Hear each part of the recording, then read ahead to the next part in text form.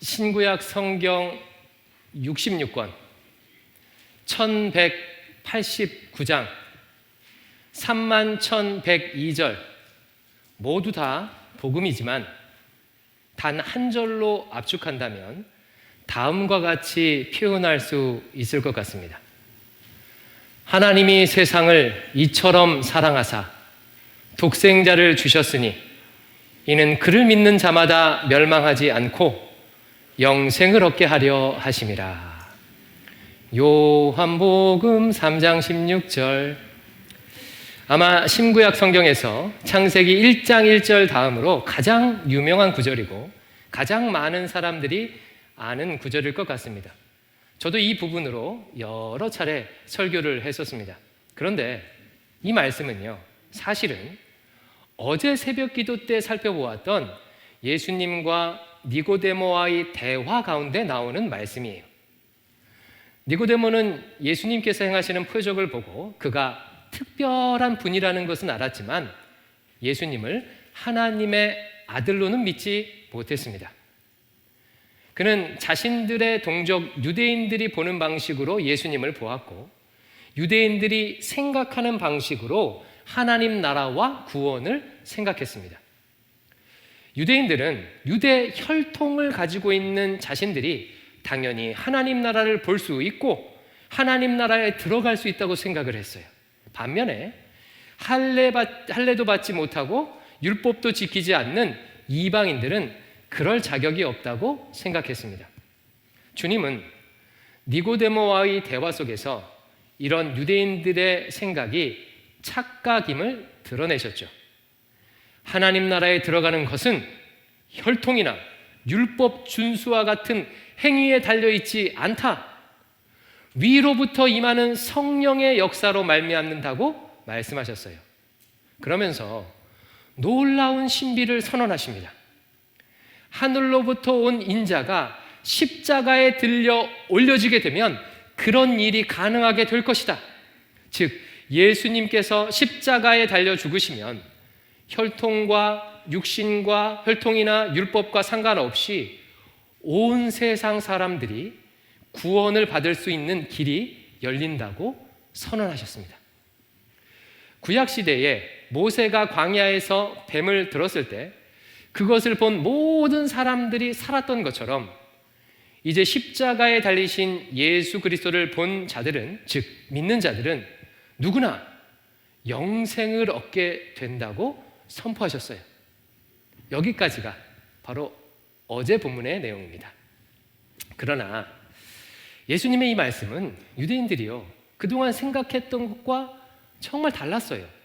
유대인들은 메시아가 오시면 하나님의 백성인 자신들은 구원받지만 그동안 자신들을 핍박해 오던 세상은 심판받을 거라고 생각을 했어요. 때문에 혈통이나 율법과 상관없이 십자가에 달리신 예수님을 믿는 모든 자들이 예수님을 믿는 모든 자들이 영생을 얻을 수 있다는 주님의 가르침은 쉽게 받아들일 수 있는 말씀이 아닙니다.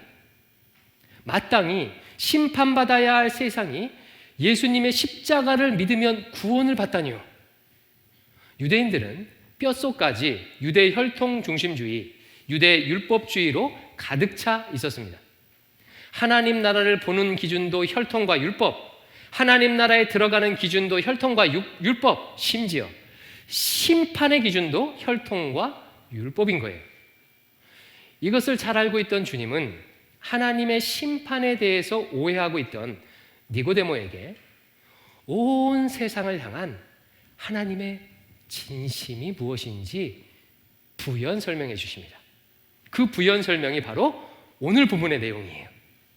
한글 성경 3장 16절은 하나님이 세상을 이처럼 사랑하사로 시작해서 마치 독립적인 문장인 것처럼 번역해 놓았지만 원문은 그렇지 않습니다.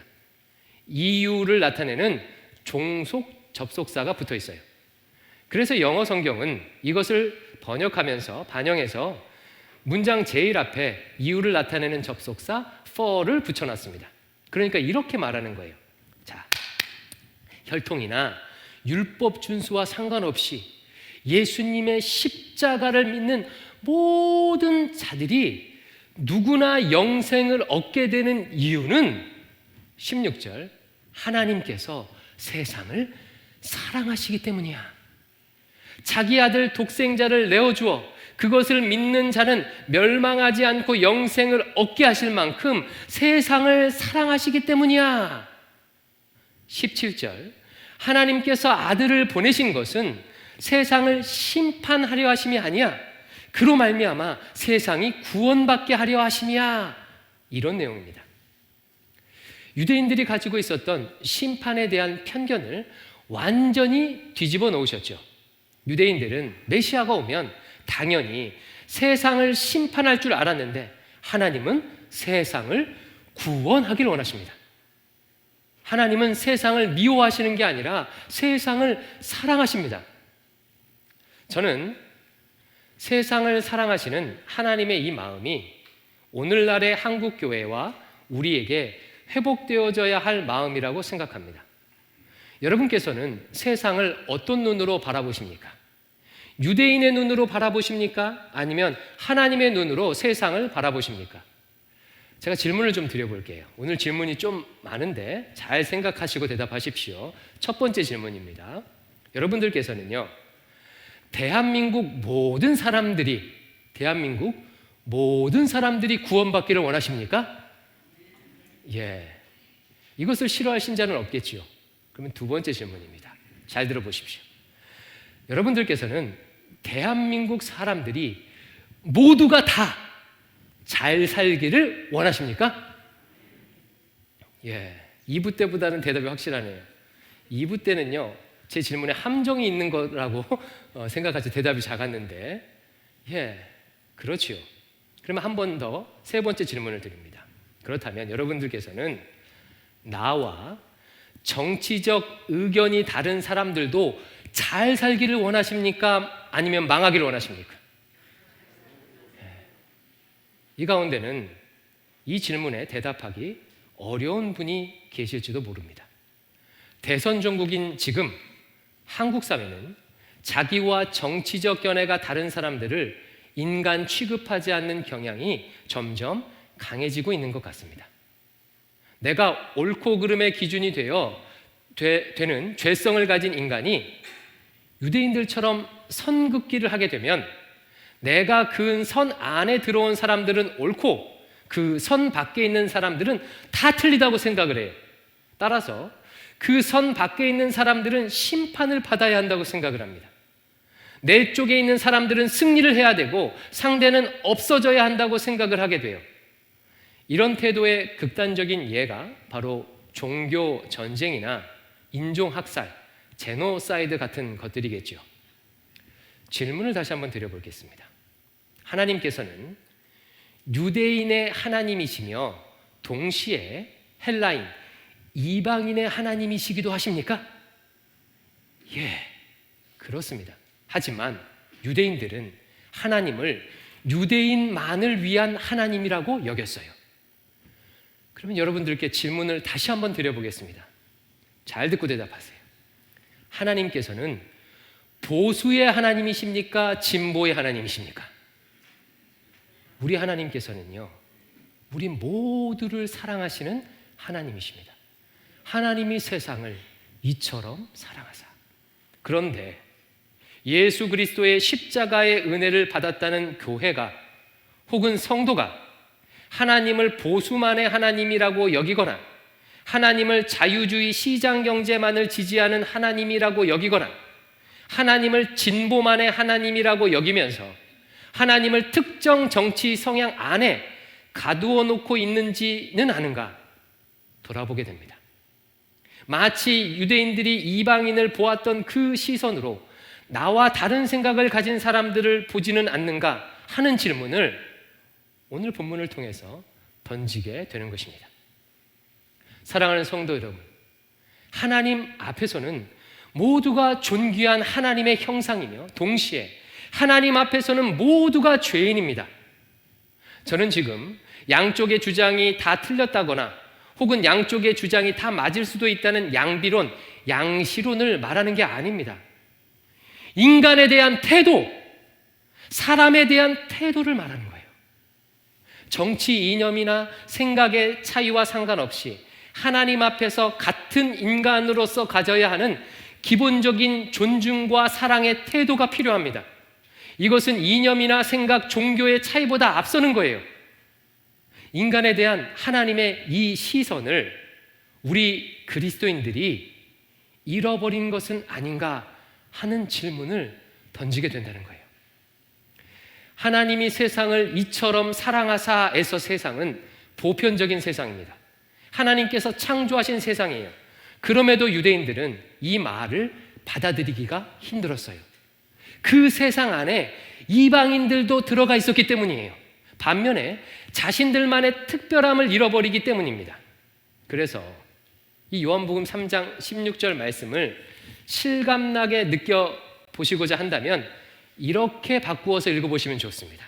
만약 내가 보수라면 이렇게 읽으십시오. 하나님이 진보 포함한 세상을 이처럼 사랑하사.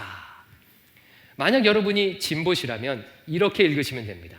하나님이 보수 포함한 세상을 이처럼 사랑하사. 사람마다 정치적 차이가 있을 수 있습니다. 또한 우리는 정책 토론도 해야 하고 정의도 세워야 합니다. 마땅히 비판해야 할 것을 비판해야 되겠죠. 어쨌든 투표를 할 때 선택을 해야 합니다. 그렇게 하는 것이 신자의 의무이고 국민의 의무입니다. 하지만 인간 존재를 향한 하나님의 이 사랑의 마음을 예수 믿는 우리가 잃어버려서는 안 될 것입니다.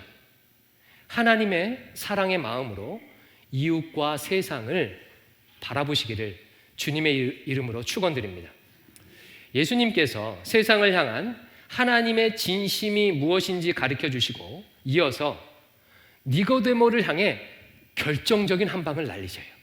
18절 말씀인데 같이 읽어보겠습니다. 18절입니다. 시작. 그를 믿는 자는 심판을 받지 아니하는 것이요 믿지 아니하는 자는 하나님의 독생자의 이름을 믿지 아니하므로 벌써 심판을 받은 것이니라. 여러분, 이제까지 살펴보았듯이 유대인들에게 심판의 기준은 무엇이죠? 혈통이나 율법 준수예요. 근데 지금 말씀 보니까 하나님의 기준은 뭐라는 거예요? 십자가에 달리신 하나님의 아들 예수 그리스도를 믿느냐 믿지 않느냐예요. 하나님의 심판의 기준은 믿음입니다. 할례를 받았어도 안식일을 지켜도 정결례를 행해도 아브라함의 육신적 혈통일지라도 십자가에 달리신 하나님의 아들 예수 그리스도를 믿지 않으면 심판을 받습니다. 반면에 그가 이방인이라고 할지라도 십자가에 달리신 예수 그리스도를 믿으면 영생을 얻습니다. 우리식으로 풀어서 말하면 이런 거예요.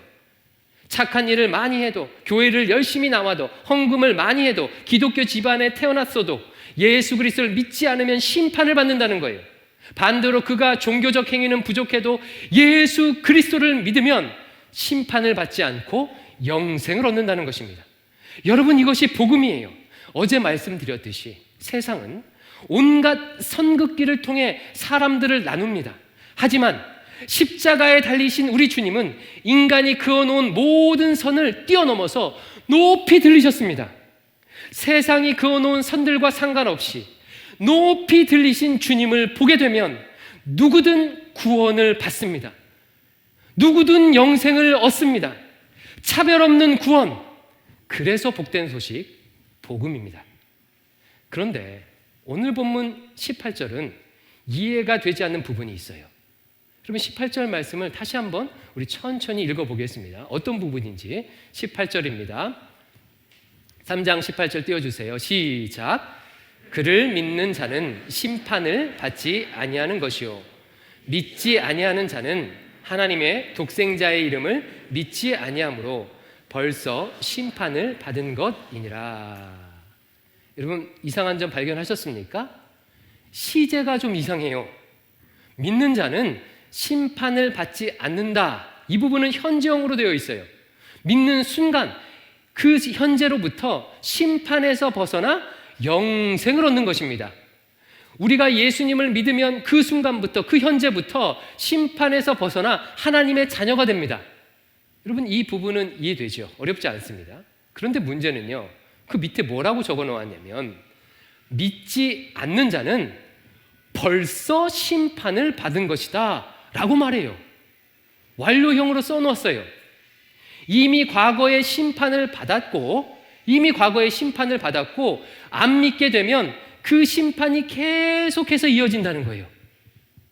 도대체 이게 무슨 말입니까? 이것은요, 인간의 실존이 이미 심판을 받은 상태, 진노를 받은 상태라는 것을 보여주는 거예요. 인류는, 그리고 태어난 모든 인간은 누구나 예외 없이 멸망, 즉 죽음을 향해 달려가는 상태에 있습니다. 하나님을 떠난 인간은 죽음을 향해 달려가면서 죽음의 그림자인 고통을 맛보며 살아가지요. 앞선 3장 16절 말씀이 이것을 잘 보여줍니다. 하나님이 세상을 이처럼 사랑하사 독생자를 주셨으니 이는 그를 믿는 자마다 멸망하지 않고 영생을 얻게 하려 하심이라. 이 말씀은요, 인간이 멸망받을 존재라는 것을, 멸망 상태에 있다는 것을 전제하고 있는 거예요. 이미 인간은 멸망을 향해 달려가고 있습니다. 이미 심판의 상태에 놓여 있는 거예요. 바로 이것이 안타깝게도 인간의 실존이에요. 인간의 실존입니다. 아휴 목사님, 그건 좀 아닌 것 같은데요? 인생이 조금 고생스럽고 죽음이 두렵기는 하지만 멸망이라니요, 인간에게는 행복이라는 게 있지 않습니까? 또한 의미 추구라는 것이 있지 않습니까? 예, 좋은 질문입니다. 그러나 한 번 더 깊이 생각해 보십시오.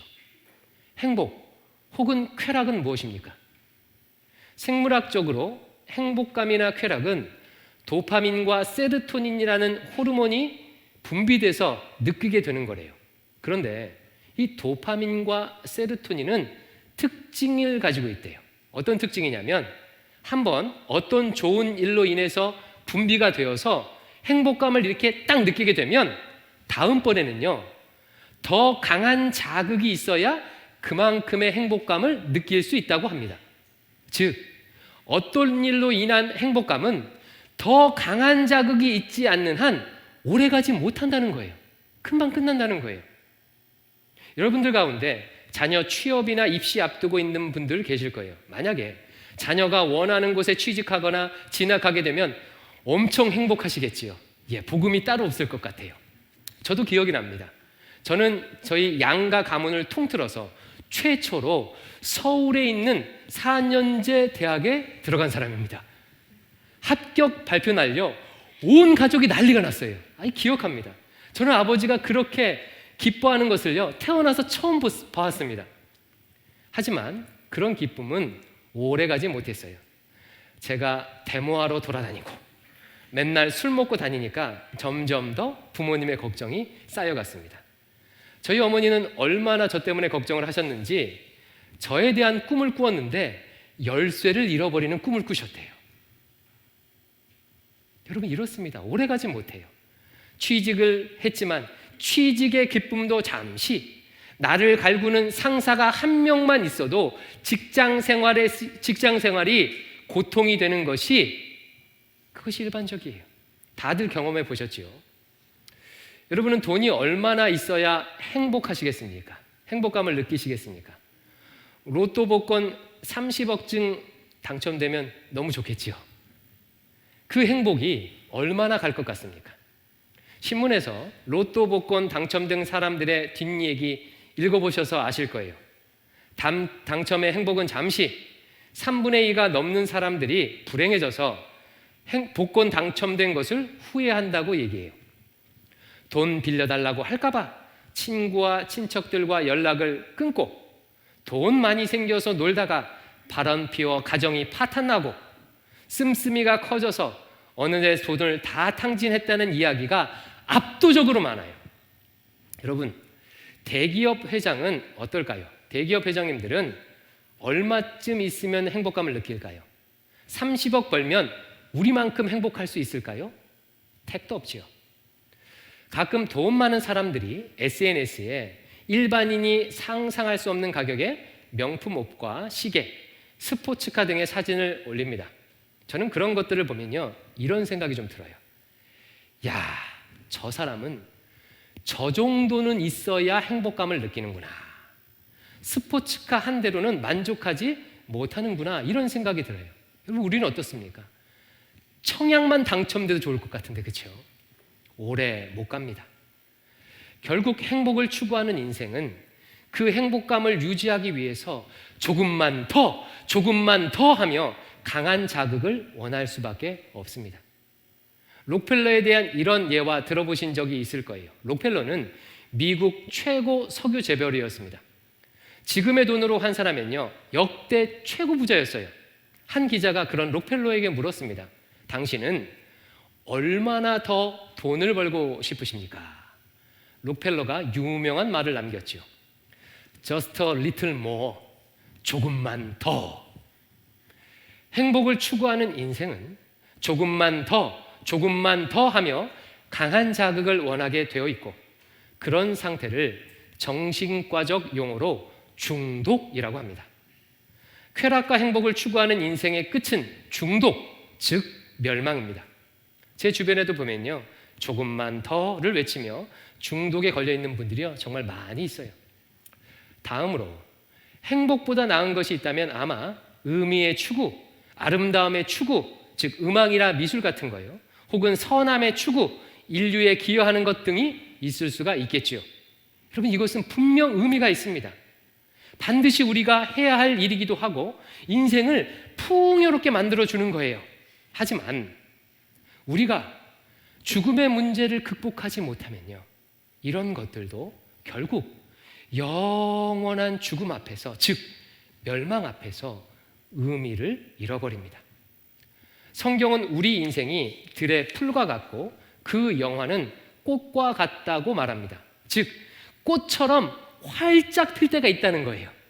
우리가 추구하는 아름다움과 선함과 의미는 우리 인생을 꽃처럼 활짝 피게 만들어줍니다. 그러나 성경은 동시에 풀은 마르고 꽃은 시드는 것처럼 모든 인생은 죽음 앞에서 시들어 버린다는 것도 가르쳐 줍니다. 내가 이루어 놓은 수많은 업적들과 행위들은 죽음의 바람과 함께 내 삶에서 하루아침에 날아가 버려요. 아니, 그 업적들과 행위들 앞에서 내가 죽음과 함께 날아가 버린다고 표현하는 것이 맞겠지요. 죽음 앞에서는 모든 인간은 먼지와 같이 사라집니다.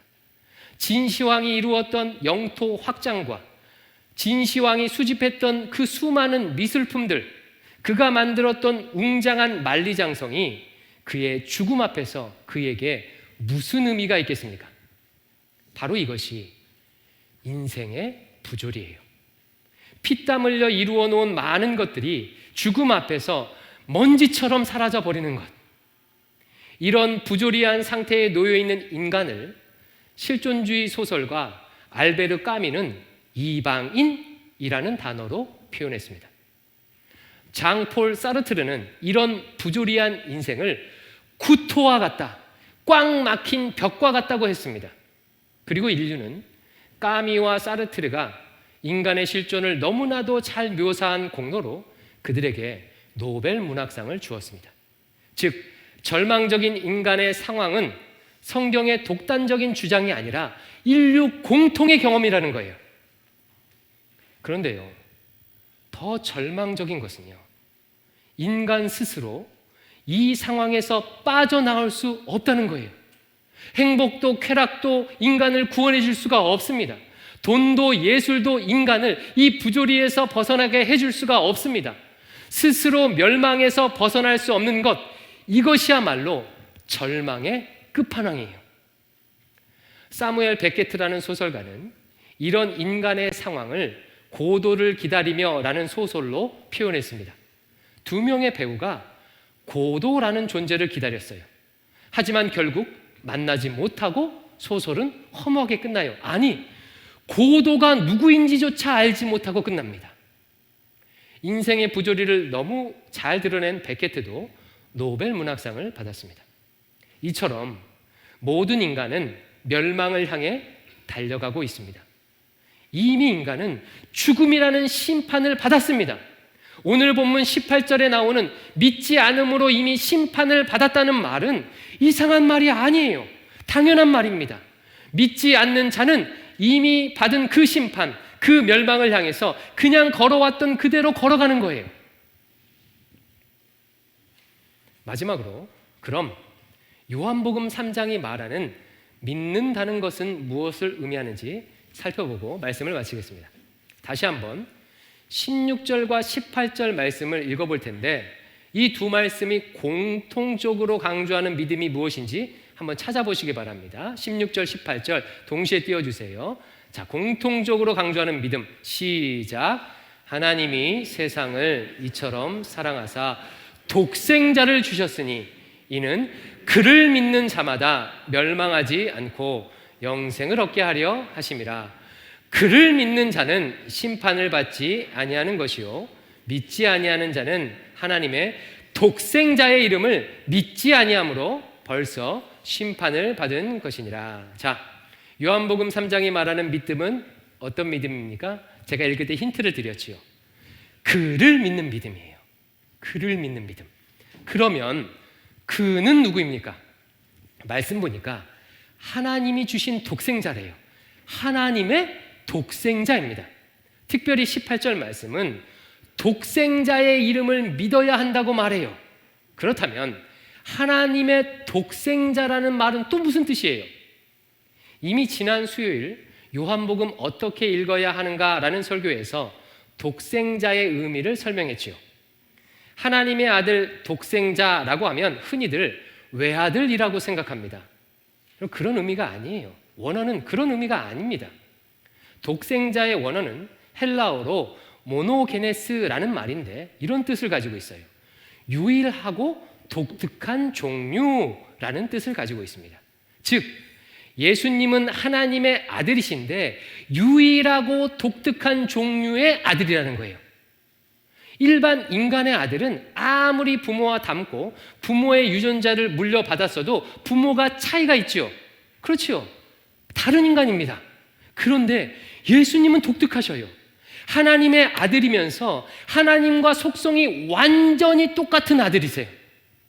분명 아들이기에 하나님과 위격이 다른데 독특하게도 하나님과 똑같은 하나님 자신이라는 거예요. 하나님과 완전히 속성이 같은 아들이라는 말이 독생자입니다. 그러므로 독생자의 이름을 믿는다는 것은 예수님께서 하나님과 똑같은 독특한 종류의 아들 하나님이심을 믿는 거예요. 사랑하는 성도 여러분, 2000년 전 인간의 몸을 입고 오신 예수님은 하나님이십니다. 우리를 위해 십자가에 달려 죽으신 예수님은 하나님이십니다. 나를 위해 십자가에 달려 죽으신 예수님을 하나님으로 믿는 그 믿음이 우리를 구원으로 인도합니다. 우리를 멸망에서 영생으로 인도합니다. 십자가에 달리신 예수님이 하나님이심을 믿을 때 모든 차별을 뛰어넘어 하나님의 백성이 됩니다. 우리 예수님은 하나님이십니다. 하나님 되신 그를 올 한 해 바라보시기를 주의 이름으로 축원합니다. 기도하겠습니다. 아버지 하나님, 이방인과 같은 우리를 구원하여 주시니 감사합니다. 그 사랑의 시선으로 온 세상을 바라보게 인도해 주시옵소서. 또한 하나님이신 예수님을 올 한 해 바라보며 사는 저희들 되도록 인도하여 주시옵소서. 예수님 이름으로 기도드립니다. 아멘.